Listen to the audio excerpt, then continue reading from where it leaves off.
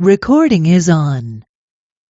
Esta, esta primera imagen hace referencia, hagan de cuenta, una endoscopia, pero no del estómago, sino de los bronquios de una persona. Esta persona estuvo expuesta al asbesto durante mucho tiempo en su vida y así inicialmente se deberían ver los bronquios de una persona sana. Y así era como está en los del paciente. ¿Saben cómo es el asbesto?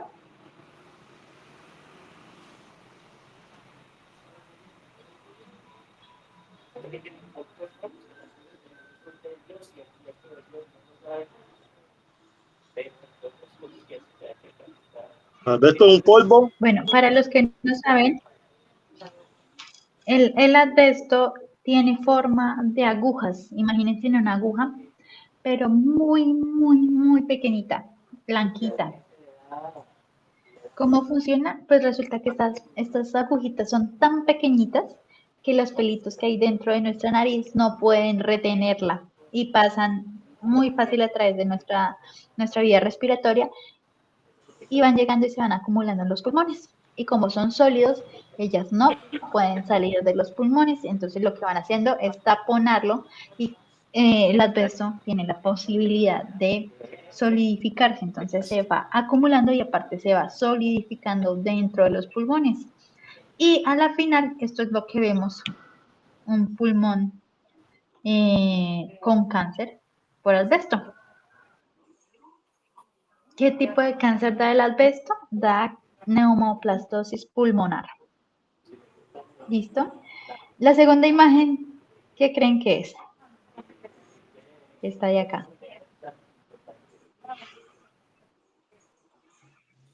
¿Los pulmones? No, es la vía digestiva. En un estómago. Es un estómago, correcto. Es una úlcera en un estómago causada por una quemadura con un ácido. Resulta que está prohibido por ley envasar productos químicos dentro de recipientes que han sido utilizados para alimentos. ¿Sí? ¿Qué puede pasar? Resulta que hay una historia en una fábrica de pinturas donde los operarios hacen tanto el pigmento, que es el colorcito, como la resina, que es el medio de fluido en donde se disuelve el colorcito. ¿Hasta ahí todo claro? Resulta que para fabricar la resina se utiliza ácido sulfúrico al 99%. Uno de los operarios que estaba en turno, Así que, uno de los Cristian, operarios que estaba ¿ah? en ¿El primer turno, celular o qué? Julián, gracias.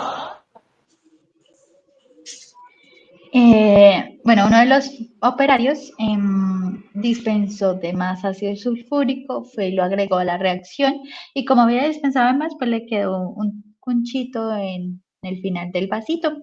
Entonces, él en vez de disponerlo, vio muy fácil envasarlo en una botella de Coca-Cola de esas de 250 mililitros, una botellita chiquitica y se lo llevó para la oficina y lo dejó en el escritorio. Cuando hubo cambio de turno, la botellita seguía allí. Y como las oficinas estaban calientes, no falta el garoso que se le da por probar. Cogió la botellita y se tomó el contenido. Obviamente desde el minuto cero, el ácido empezó a quemarle, pero él no sintió de una vez la alergia, sino fue unos pocos segundos después, cuando ya había alcanzado a tragarse el producto. Como lo alcanzó a tragar, entonces el ácido empezó a quemarle pues toda su vía digestiva hasta que llegó al estómago. Pues empezó a tener sus dolores, como tal, todas las secuencias de la quemadura. Los compañeros de él pues no sabían cómo actuar, primero no sabían qué se había tomado, segundo pues la persona estaba agonizando, entonces vieron muy fácil hacerla vomitar. Eso también está prohibido. ¿Qué tenemos en el estómago?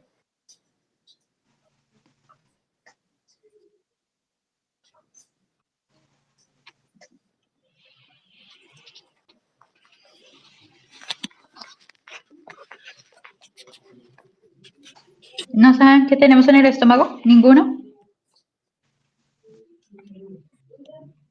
¿Un químico? Bueno, en el estómago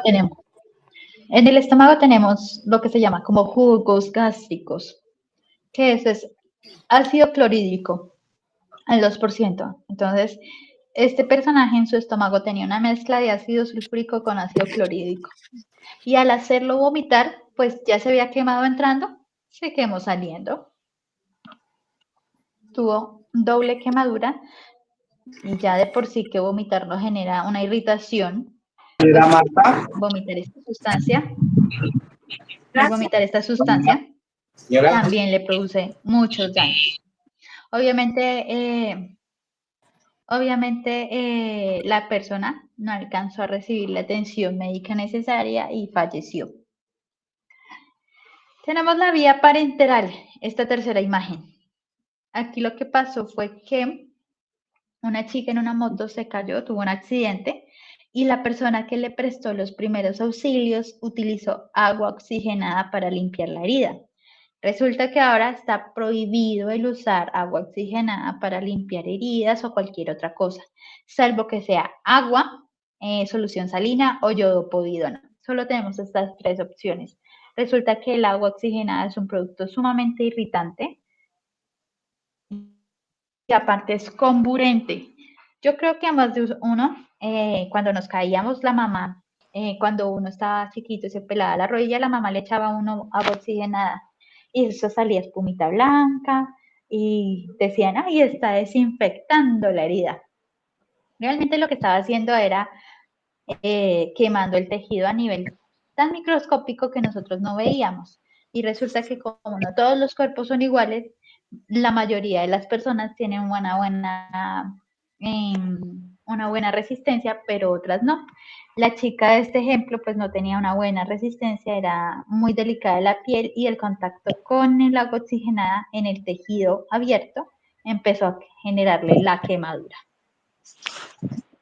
Y finalmente la vía dérmica. La vía dérmica que funciona a través de absorción cutánea. Resulta que en un laboratorio donde se maneja hidróxido de sodio o soda cáustica líquida, a uno de los operarios la estaba manejando con guantes, pero el guante estaba roto. Entonces hubo una filtración del producto dentro del guante y como este tipo de productos no empieza a quemar así visiblemente cuando está el contacto con la sustancia, sino que comenzó a quemarle y él no se percató, como no se quitó el guante, después de un rato cuando ya sentía la picazón en la mano, fue que se quitó el guante para ver qué tenía, ya tenía una quemadura grave en la mano. Esto también es un llamado a tener una correcta utilización de los elementos de protección personal porque casos como estos pueden ocurrir. Bueno, como vamos a hablar de toxicidad, quiero que le presten mucha atención a estos 4 pictogramas que tenemos acá. El SGA establece 9 pictogramas para la clasificación de peligros. Tenemos peligros físicos, que son a la estructura, peligros a la salud, que son los que directamente me afectan al trabajador, y peligros al medio ambiente, que me afectan al espacio. Entre los peligros a la salud tenemos 4. Corrosivos, tóxico agudo, peligro grave a la salud e irritante. Corrosivos. ¿Ustedes han visto en sus productos químicos este tipo de simbología? Yo lo he visto en otras empresas cuando laboraba, sí los he llegado a ver. ¿Alguien más?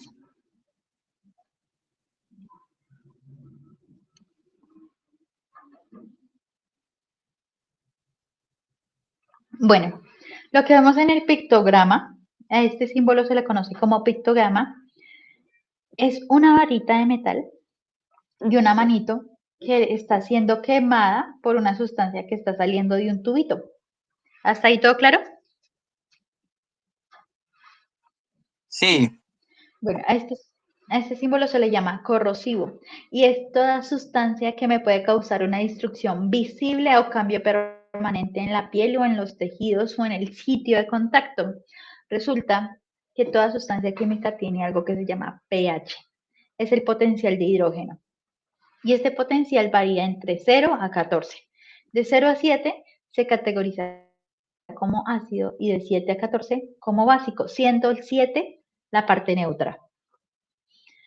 Cuando una sustancia es ácida, me va a generar quemaduras, pero cuando es básica, muy básica, también, no por el hecho que en su nombre no tenga ácido, no significa que no me vaya a causar algún tipo de daño. También hay quemaduras por bases y a veces suelen ser mucho peores que por las de los ácidos.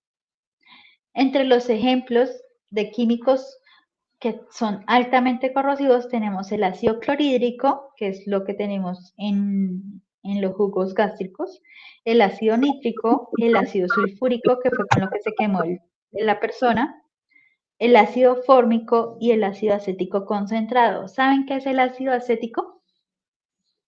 ¿A qué se le conoce como ácido acético? ¿Qué tenemos en la cocina? eso es para limpiar la cocina, para limpiar, no es para limpiar las estufas y todo. Eso es vinagre. El ácido acético se conoce comercialmente como vinagre. Pero a nivel alimentario está tan diluido que no llega a causar más que una irritación tanto en la piel como en las vías respiratorias. Cuando está concentrado se llama ácido acético glacial y es sumamente peligroso. Con las bases tenemos lo que se conoce como hidróxido de sodio, soda cáustica, amoníaco, que antes en la época de pandemia fue lo más utilizado para limpiar las casas, el amonio cuaternario, no sé si ustedes también lo utilizaron, El ácido muriático también, ¿no? el ácido muriático, sí señor. ¿Tienen algún otro ejemplo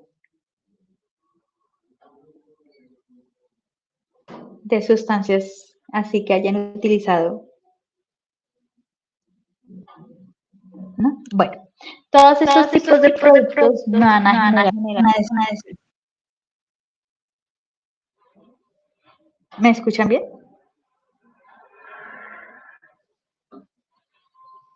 Chicos, ¿me están escuchando? Sí. ¿Se escucha bien? ¿Sí? Sí. Señorita, se le entrecorta la comunicación.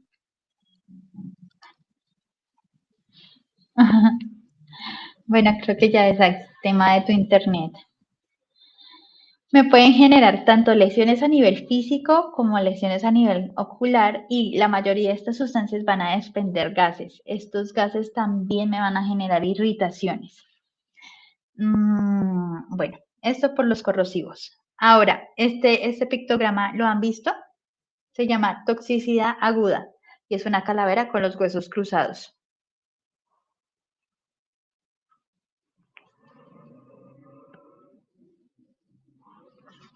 ¿No? ¿No lo han visto?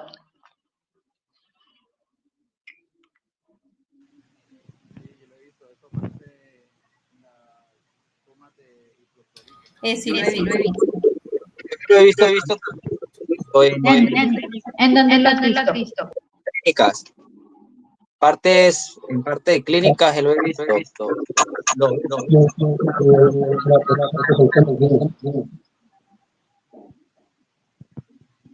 Uy, los estoy perdiendo, chicos. Yo trabajaba en un puesto de recolector de residuos y ahí también lo tenían puesto la toxicidad guía del peligro de la salud. Ok. ¿Y la chica que me dijo que lo había visto? Lo he visto en plaguicidas. ¿En dónde, perdón? Lo he visto en imágenes, en tarros que vienen como plaguicidas, como venenos. Ah, ok, en plaguicidas, sí, señora. Correcto. Este símbolo significa muerte. Si yo no manejo y no manipulo correctamente la sustancia, este tipo de sustancia me puede estar matando en un lapso de 24 horas. Cuando ustedes vean esto, significa peligro. Me voy a morir. Es en serio. Si yo no lo utilizo y si no utilizo mis elementos de protección personal. Este pictograma se refiere a todos los efectos adversos que se manifiestan tras la administración, un contacto por vía oral o por vía cutánea en una sola dosis o dosis múltiple a lo largo de 24 horas en una exposición hasta de 4 horas. Estamos hablando de que la muerte no supera el día.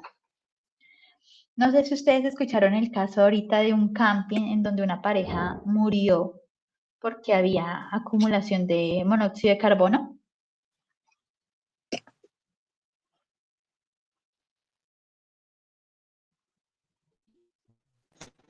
¿Sobre lo de la familia en el hotel? Sí, también. ¿Cómo fue el caso? No, pues no, quedó en veremos que no, la verdad, no supe cómo quedó. Creo que era porque habían fumigado. Bueno, ok, eso fue por plaguicidas. Bueno, resulta que tanto los plaguicidas como el monóxido de carbono, que es uno de los productos de combustión de los autos o de una fogata, donde hay combustión, donde hay llamas, hay monóxido de carbono, son los que más se clasifican. No sé si ustedes escucharon bien el caso, pero al monóxido de carbono se le conoce como la muerte silenciosa. Pues uno la detecta, hay veces que se sienten síntomas, simplemente uno respira monóxido de carbono y en un plazo de 4 o 5 horas pues está yendo a ver a los angelitos. Por eso es que siempre se dice que mantener las estufas apagadas, que los calentadores con una ventilación hacia el exterior, que cuando se guarda el carro en el garaje, ojalá el exhausto quede hacia afuera y se deje un tiempo para que se ventile el espacio, porque resulta que el monóxido de carbono es sumamente respirable y sumamente afín a la hemoglobina de nuestra sangre. El monóxido de carbono es CO, esa es su fórmula química. Y resulta que es 2.400 o 2.500 veces más afín con la hemoglobina que el propio oxígeno. Entonces nuestro cuerpo va a preferir enlazarse al monóxido de carbono que al oxígeno. Y pues al respirar monóxido de carbono, que es un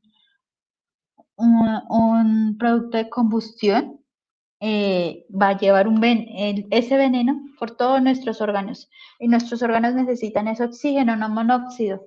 Entonces, pues vamos a sufrir un envenenamiento y una muerte súbita. Lo que pasa con los plaguicidas es que estas sustancias están destinadas a acabar con organismos vivos, ya sean insectos, plagas, las mismas hierbas, ¿sí? Entonces, estoy escuchando algo de retorno. ¿Alguien tiene micrófonos abiertos?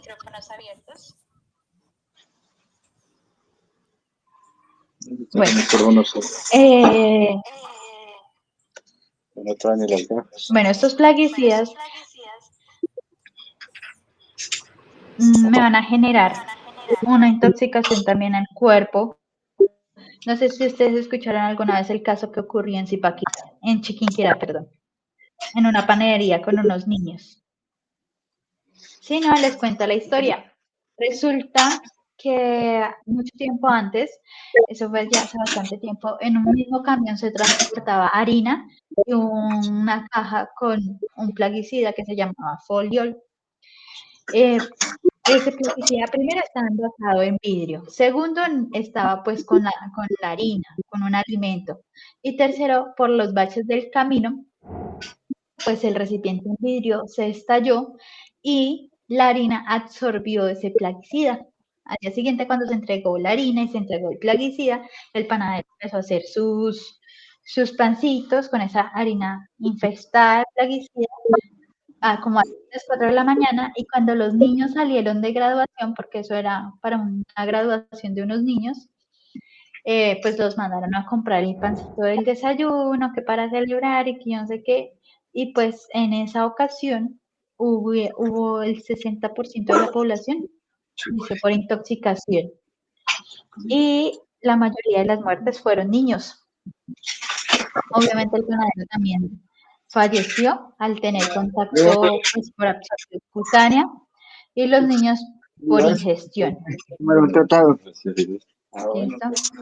También existen otros productos como el permanganato de potasio y el malonotrilino que tienen esta clasificación de toxicidad aguda. Tenemos el peligro grave a la salud, que es una personita con una estrella blanca en la mitad. Bueno, estas sustancias representan un grave riesgo a la salud, pero no es de forma inmediata. Eso quiere decir que yo pude estar expuesto a la sustancia hoy, pero mañana no me voy a morir, como en el caso de las otras, sino después de unos 5 o 10 años me van a detectar algún tipo de cáncer, algún tipo de daño que sí me va a poder llevar a la muerte. ¿Qué tipo de daños nos pueden detectar? Puede ser perjudicial para determinados órganos porque resulta que muchos de los productos químicos atacan un órgano en específico. Digamos, el asbesto, ¿qué ataca? Los pulmones. La gasolina también es cancerígena. ¿Qué órgano ataca la gasolina? ¿Qué órgano cree que ataca? También ataca la gasolina, ¿no? El hígado, todo. ¿La piel? La gasolina produce un tipo de cáncer llamado leucemia. Entonces, ataca es la sangre. El etanol, que es el mismo alcohol de uso recreativo, ¿qué ataca? ¿Qué le da a un borracho? ¿De qué sufre un borracho? Ataca el hígado. El hígado, muy bien. Y el metanol, que es el alcohol adulterado, ¿qué le pasa a una persona que consume metanol? Puede quedar ciega. Queda ciego. Puede quedar ciega, entonces ataca los ojos. Ajá. También perjudica la fertilidad o al feto. A los hombres los vuelve estériles. Las mujeres pueden perder el bebé. Puede provocar o se sospecha que produce cáncer.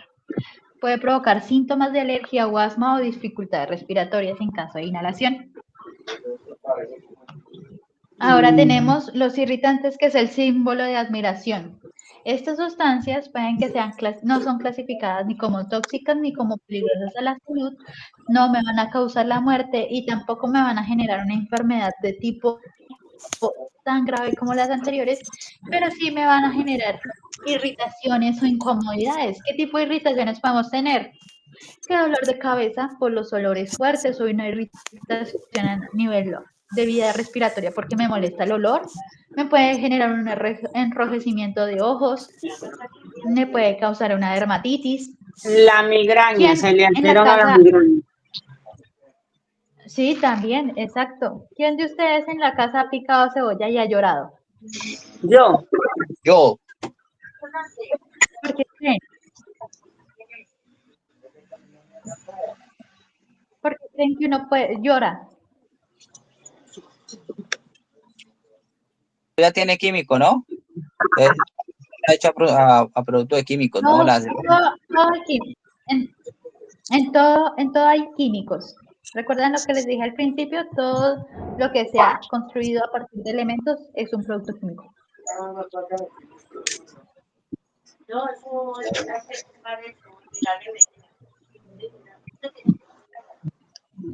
Resulta que dentro de las capas de la cebolla hay azufre gaseoso. Cuando uno corta la cebolla, este azufre sube y hace contacto con lo primero acuoso que hay, que es en nuestro medio, el vapor del agua, del aire y del ojo. Entonces va a generar una irritación.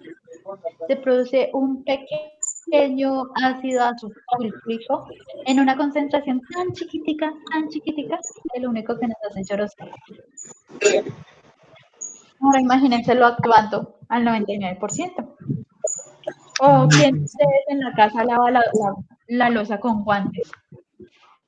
Yo. Pero también hay gente que no la lava con guantes, ¿cierto? No, ¿Qué le pasa a no, una persona que no usa guantes? se le arrugan ¿Qué las le manos pasa en la piel de las manos? y se le borran las huellas, ¿no? Después de usar tanto químico, las Le huellas genera, se le van saliendo de las manos y ya no pierde la concentración de las huellas. así es, se genera una irritación a nivel cutánea porque los jabones están todos hechos a bases de bases fuertes que van a reaccionar con el agua. Entonces va a generar una irritación y por ende, después de mucho tiempo, se va a generar una dermatitis. Entonces ahí es cuando se abren los dedos, empiezan a sangrar y uno tiene que estar con cremas en las manos porque les duele. Entonces la recomendación es que no solo en el lugar de trabajo, sino desde la casa tenemos que estar cuidándonos porque siempre estamos expuestos a productos químicos. Bueno, hablando de toxicidad, resulta que tenemos dos palabras, tóxico y toxicidad. Tóxico es toda aquella sustancia que introducida al organismo puede ocasionar trastornos o incluso la muerte. Esta pertenece a la sustancia y la toxicidad es la capacidad de esta sustancia en producir daños y esto ya depende del sistema de cada persona. Vuelvo y digo, lo que me hace daño a mí puede que a otra persona no y lo que le hace bien a una persona puede que a otra no. Entonces, tenemos mucha clasificación de estos productos. Pueden ser corrosivos como los que vimos al inicio, los irritantes como los que acabamos de ver, los neumoconióticos que son la acumulación de polvo en los pulmones, los asfixiantes como el monóxido de carbono, que son los que impiden la llegada del oxígeno a los tejidos, los narcóticos como son las cetonas, el quitasmalte, las chicas que lo conocen, los alcoholes que pueden producir estados de inconsciencia, los sensibilizantes que pueden producir alergias y muy comúnmente solo encontramos en la bisutería. No sé si ustedes han escuchado a las chicas que a veces se quejan, ay, de que se me enconó el oído. Pues resulta que la mayoría de la población es alérgica a los compuestos de níquel y los compuestos de níquel es un compuesto básico en la bisutería, en la fantasía en la fantasía, en los collares y en los aretes de fantasía. Entonces, no es que necesite usar netamente de oro o plata, sino que tiene compuestos de níquel y nosotros somos alérgicos a eso. Los cancerígenos, que son los que producen tumores, todos los tumores producidos por sustancias químicas son de tipo maligno, jamás serán benignos. Los mutagénicos y teratogénicos, que son los que producen malformaciones. ¿Alguien tiene el micrófono encendido? Por favor, ¿me ayuda?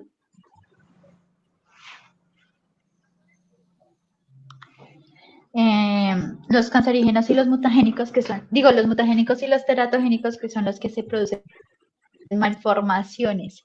¿Por qué? Porque dañan la cadena del ADN. ¿Sabemos por qué se produce el síndrome de Down?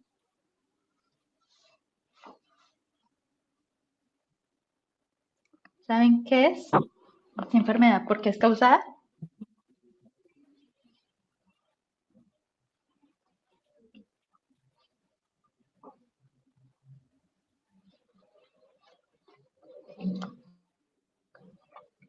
¿No? Bueno, el síndrome de Down es causado porque hay un cromosoma de más en nuestra cadena de ADN. Con un solo cromosoma de más, mira lo que se puede afectar. Nuestra cadena de ADN es lo que nos define a nosotros como personas, si está mutada, si está alterada, si tiene algún problema causado por un producto químico, nos va a producir malformaciones. Para nadie es secreto de cómo están las personas que estuvieron en Hiroshima y Nagasaki después de las bombas atómicas o del desastre de Chernobyl, ¿cierto? Son personas que están con malformación. Se daña desde la cadena de ADN y va pasando a través de las generaciones por herencia. Y los sistemáticos, que son los que afectan los órganos de forma específica, como lo vimos, como el alcohol al hígado, el metanol a los ojos y así. Bueno, también tenemos que definir dos tipos de toxicidad, toxicidad aguda y toxicidad crónica. La toxicidad aguda es la que se produce debido a una dosis, a unas grandes dosis en tiempos muy cortos, durante las primeras 24 horas. Entonces, este tipo de toxicidad no suele dejar secuelas, y puede ser eliminada del organismo siempre y cuando haya sido de corta duración, ¿sí? Y puede ser de una dosis o de varias dosis, ¿sí? Este tipo de intoxicaciones las podemos manejar casi que de forma inmediata. Es decir, como el alcohol, siempre que vayamos a tomar alcohol tenemos que tener presente de que está ingresando una sustancia química en nuestro cuerpo. Entonces, si uno toma mucho y se emborracha, ¿cuáles son los síntomas que tiene después? Una resaca, guayabo, dolor de cabeza, dolor de estómago, ¿cierto? Pero después de unos días, después de ese día, después de que ya duerme, toma un caldito de pollo y al otro día está regio, ¿cierto? Eso es un ejemplo de toxicidad aguda.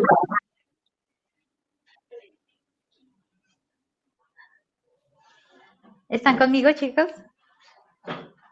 Sí, señora, yo estoy aquí presente. Estamos. Listo. Entonces, ese es un tipo de toxicidad aguda. Hay una recuperación después de un periodo de tiempo. La toxicidad crónica es cuando se produce cuando se ha estado expuesto a dosis bajas de un tóxico bajo cierta periodicidad, bajo cierto tiempo. Entonces, no solo hoy, sino durante mucho tiempo, esas dosis pequeñitas se van acumulando y van dejando secuelas que muchas veces, cuando se descubre, ya ha mutado a un cáncer, ya hay un daño sistemático, como lo es el asbesto. Entonces, una persona que respiró asbesto hoy no se va a enfermar mañana, no se va a morir mañana, pero después de unos 5 o 10 años sí le detectan el cáncer y pues termina muriendo. Eso es lo que pasa con las toxicidades crónicas. Este tipo de toxicidades no se puede remediar, o sea, nosotros no podemos volver a nuestro estado inicial, sino que por lo que se va acumulando, vamos a generar después problemas y pueden desencadenar en la muerte.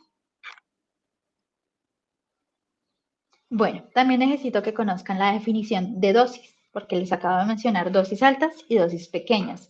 La dosis es la cantidad real de la sustancia que ingresa al cuerpo.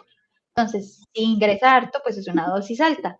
Y si es poquita la sustancia, pues es una dosis pequeña. Ahora también está la concentración. Si es alta la concentración, pero pequeña la dosis, es una dosis alta. Pero si es alta la cantidad de sustancia, pero la concentración es bajita, pues la dosis es pequeña. También tenemos que hablar de susceptibilidad individual, pues resulta que no todas las personas tienen las mismas respuestas. A cada persona es única y la respuesta a la exposición es diferente. Por eso es que si algo me hace a mí bien, no lo puedo recomendar que a otra persona le vaya a hacer igual de bien, porque no somos iguales. Pero también hay poblaciones que son sensibles, que son más vulnerables a otras, a la población que es sana en general. A este tipo de personas, pues este tipo de sustancias las va a agarrar más fuerte, va a tener mucho más problemas, van a tener problemas más crónicos desde muy pequeños. Bueno, ¿qué sustancias químicas me pueden causar una intoxicación?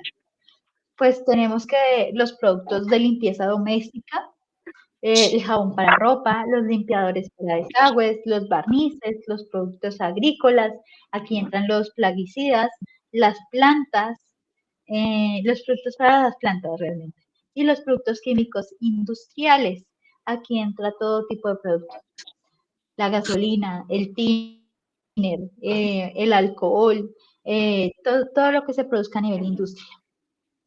Y mezclar sustancias químicas también me puede llevar a un caso de intoxicación. Yo no sé si ustedes conocen en sus mamitas en la casa o sus parejas que siempre que van a limpiar el baño empiezan a mezclar productos o no han visto o no limpian. Bueno, el mal de toda persona que hace el aseo de las madres o de las señoras que hacen las empresas es mezclar. Cogen baldes de agua caliente y agregan los productos, o cogen y mezclan unos productos con otros, y eso está rotundamente prohibido. ¿Por qué? A nivel químico, el agua caliente acelera la reacción. Y segundo, no todos los productos son compatibles con todos. Entonces, han visto que casi siempre se utiliza para limpiar el hipoclorito de sodio, el Clorox.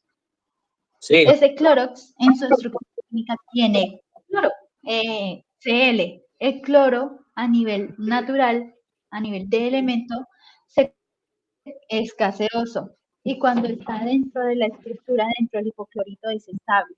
Pero si uno lo empieza a mezclar con vinagre, que con alcohol, que con algunas personas echan hasta creolina, ¿sí? Con barsol, todo lo que se mezcle también se, empezará a romper el gas. Señor, también se escucha la bueno, pastilla que se llama estas sustancias entrarán. el Cleorquín. El Cleorquín Señor, no te escucho bien.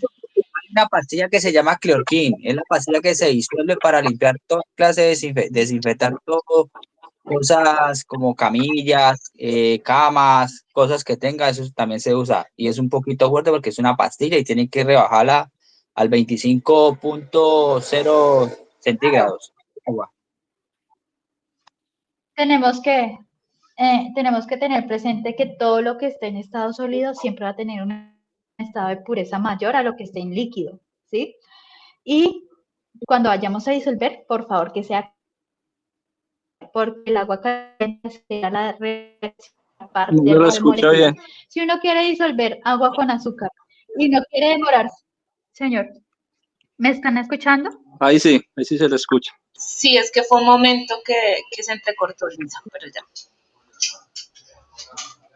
Ok, si uno quiere mezclar agua con azúcar y no se quiere quedar ahí todo el tiempo esperando a que se disuelva, ¿uno qué hace? Pues calienta el agua para que se disuelva más rápido, ¿cierto? Porque el agua caliente tiende a romper las moléculas más fácil, pero en algunos productos, como los productos químicos, es peligroso porque se rompen los enlaces de la molécula y se liberan las sustancias peligrosas, como es el caso del cloro con el hipoclorito de sodio, ¿sí? Nosotros liberamos cloro del hipoclorito y el cloro es un veneno. Y al paso igual que el monóxido, uno fácilmente respira ese cloro y lo reparte la sangre por todos los órganos y terminamos muriendo por una intoxicación. ¿Y por qué? Porque estaba manipulando hipoclorito de sodio, el Clorox, con otro producto. Está rotundamente prohibido hacer mezclas y utilizar agua caliente. ¿Qué síntomas vamos a poder experimentar cuando estemos en contacto o estamos con una intoxicación por sustancias químicas?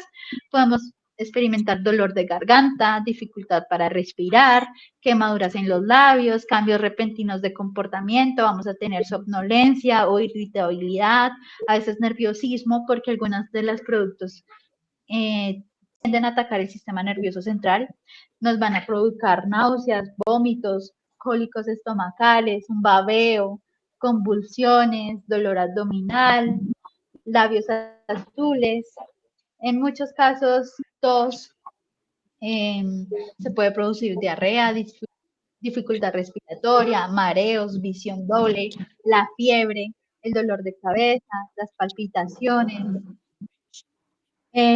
Algunos vamos a experimentar quemaduras, erupciones cutáneas, falta de aliento, pérdida de control en la vejiga. Muchos síntomas nos da el cuerpo para alertarnos de que estamos bajo una intoxicación.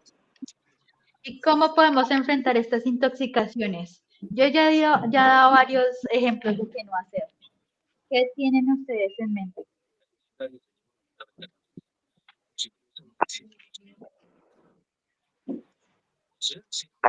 Cuando está uno intoxicado, puede tomar agua con azúcar. Cuando está intoxicado, agua con azúcar para que le quite la intoxicación, ¿no? No. Yo escucho decir que leche. Okay. Leche, ok. ¿Qué más? Resulta que está rotundamente prohibido suministrarle cualquier cosa a una persona que está bajo una intoxicación. Primero, vamos a aplicar los primeros auxilios que ahorita se los explico y segundo, llevarlo de urgencias al hospital. ¿Por qué está prohibido suministrar cualquier cosa a la persona? ¿Por qué creen? Lo he mencionado varias veces.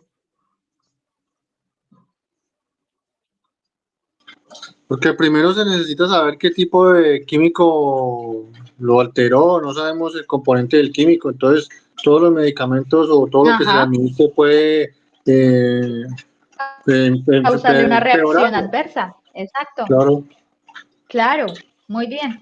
Todo lo que se le suministra a una persona a la cual no sabemos cómo tratarla, le puede generar una reacción adversa. Y segundo, nosotros no somos médicos.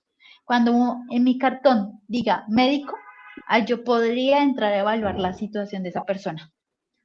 De resto, no lo haga, porque usted no sabe cómo se comporta el sistema de esa persona. Y les vuelvo y les repito, lo que me funciona a mí, no le va a funcionar al otro.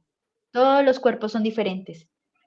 Entonces, primero, si fue inhalado, examinar y vigilar las vías respiratorias, el ritmo de la respiración, la circulación del aire y, por favor, sacar a la persona del lugar en donde fue afectada. Segundo, hay que identificar la sustancia que causó la intoxicación, informar al médico tratante y llevarlo de lo más pronto posible al hospital.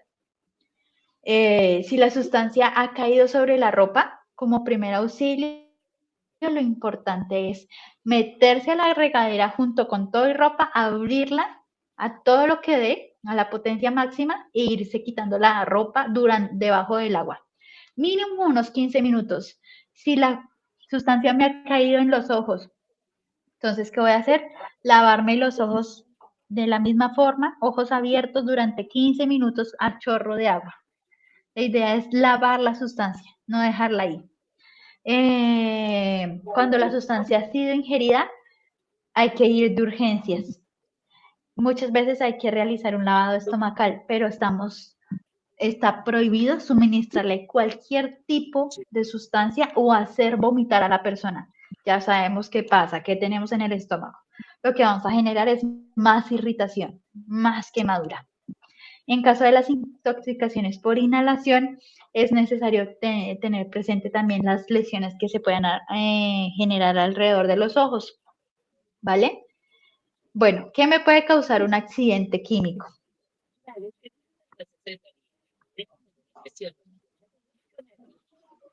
Señora.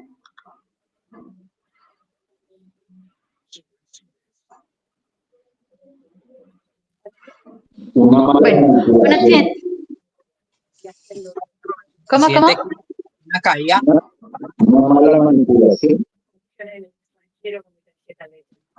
Una manipulación, ¿correcto? Almacenamiento de muchos productos químicos. Un mal almacenamiento, sí.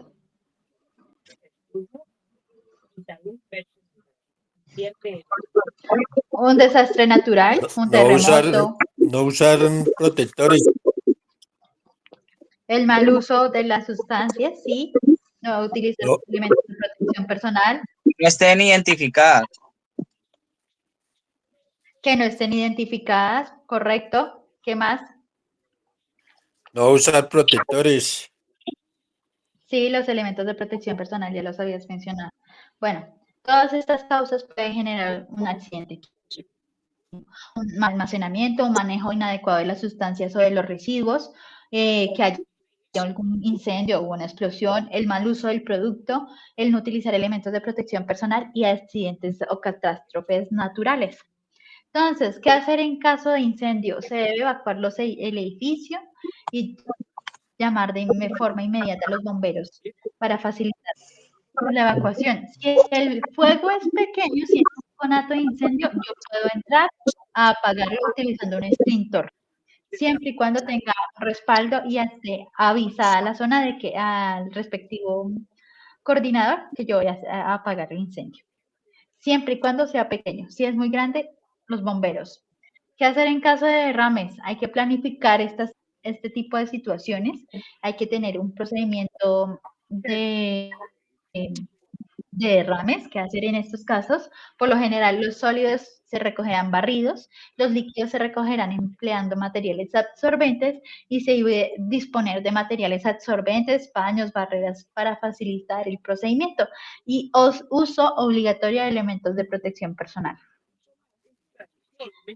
Para los derrames de productos químicos en la piel, se debe lavar inmediatamente la piel con agua del grifo, como mínimo durante 15 minutos, para eliminar lo que se pueda del químico.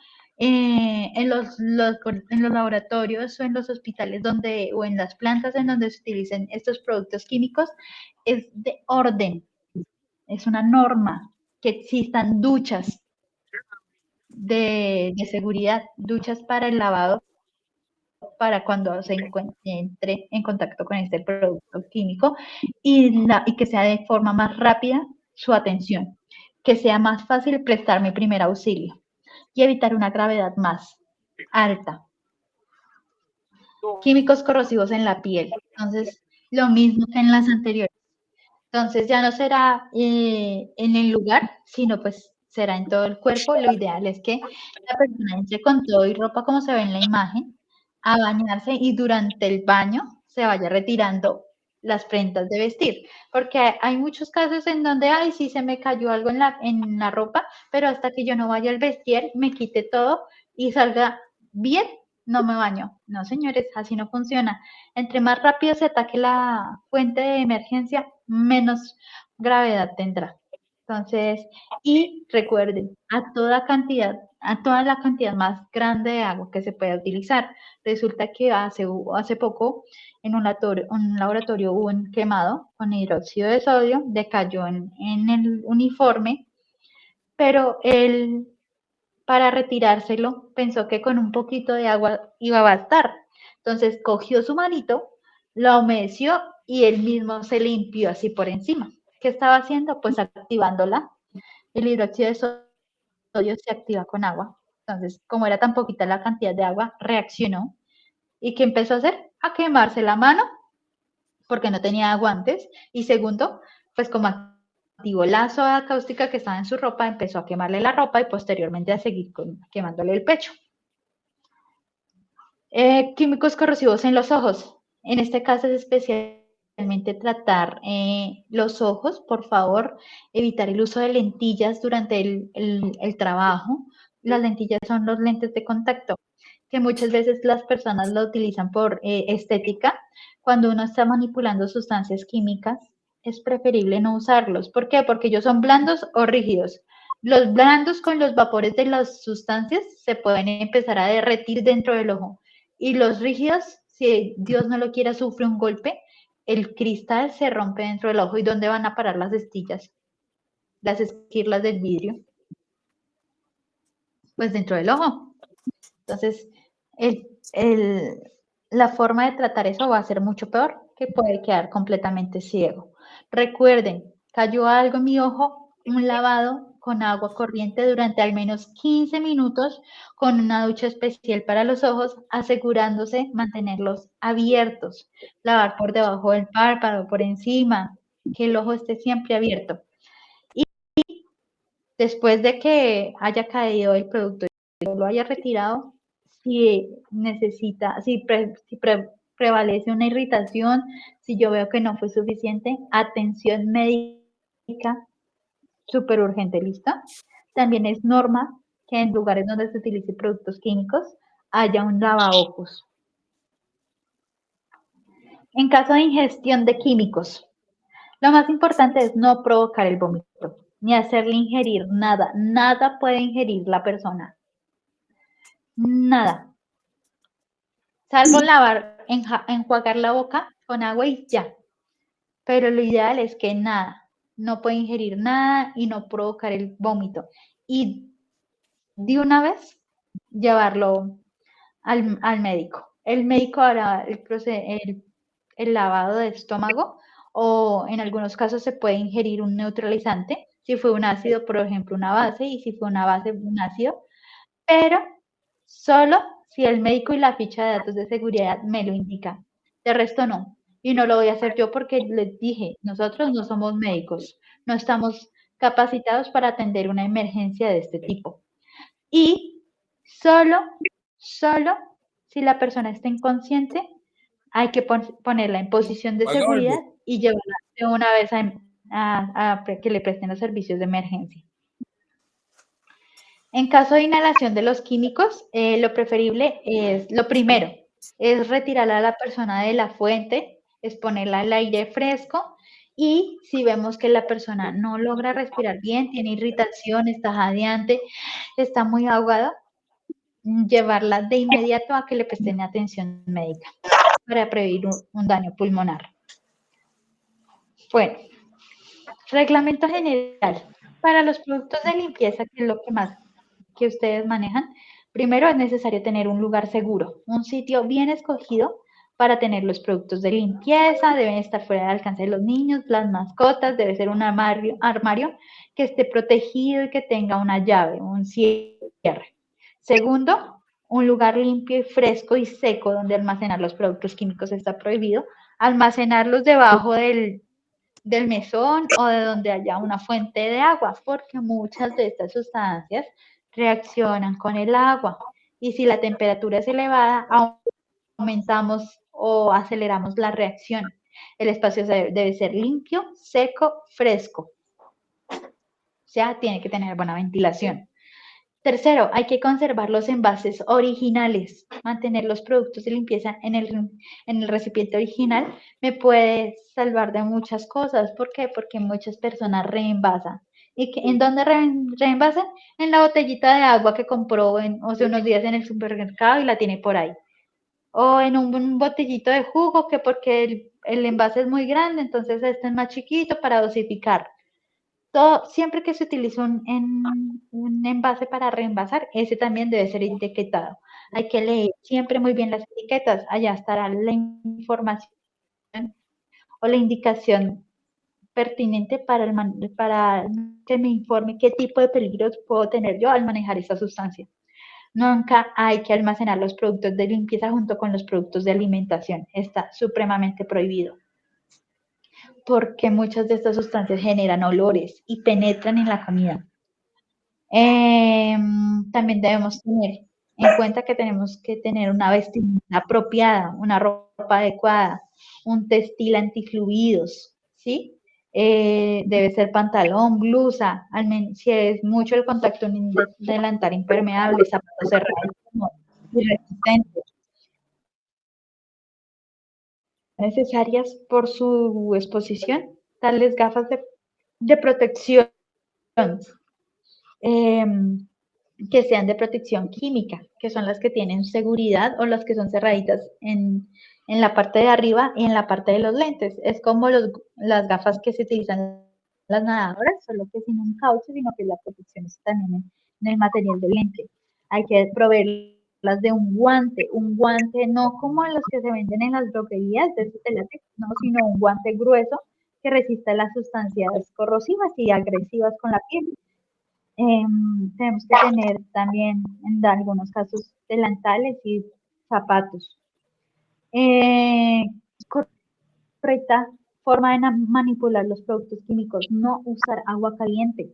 Una temperatura superior al 30%, a 30 grados Celsius, me va a generar una reacción inflamable en algunos casos va a acelerar la reacción y en algunos casos va a generar un rompimiento de enlaces, que es lo que no queremos. Entonces, prohibido usar agua caliente. Primero el producto y después el agua.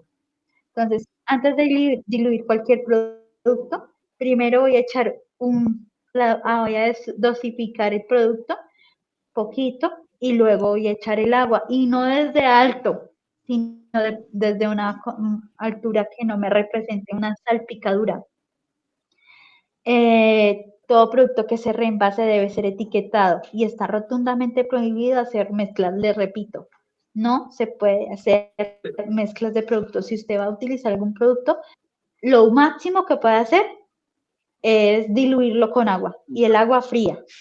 No se puede hacer más, no se van a hacer mezclas. Hay que establecer el grupo de peligrosidad. Tenemos 9 pictogramas que son los que vemos acá. Evitar productos si usted no ha sido capacitado para su manipulación. Está rotundamente prohibido que yo entre a manipular un producto para el cual no fui capacitado y no fue mi labor y no fui contratado. ¿Sí?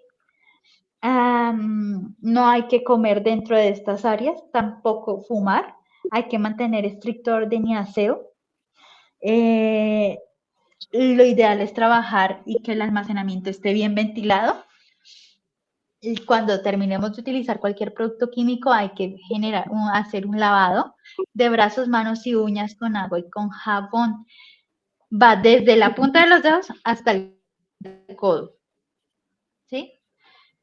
Hay que mantener las fichas de datos de seguridad a la mano y hay que evitar la emanación de vapores con productos que sean en estado sólido o los que estén en estado líquido. Entonces, siempre dejarlos muy bien cerrados. Algunos de los productos que más se manipulan en las empresas de tipo para hacer limpieza son el jabón líquido para manos, que suele ser irritante, limpiador multiusos, que también suele ser irritante para los ojos, el desinfectante, que es el mismo hipoclorito de sodio, o Clorox, que es corrosivo y que genera daño ambiental, el limpiavidrios, que es inflamable e irritante, el Barsol, que es inflamable e irritante, el alcohol industrial, que es inflamable e irritante tanto para la piel como para los ojos, el gel antibacterial, que suele ser muchas veces irritante para la piel, el ambientador, que generalmente es inflamable y es un gas a presión. ¿Qué otra cosa quería comentarles? Bueno, bajo el sistema globalmente armonizado, el SGA, existen 2 grandes elementos de comunicación de peligros. Las etiquetas, que son las que vienen pegadas a los envases, y las fichas de datos de seguridad, que son documentos ya mucho más completos, que me van a entregar información más precisa.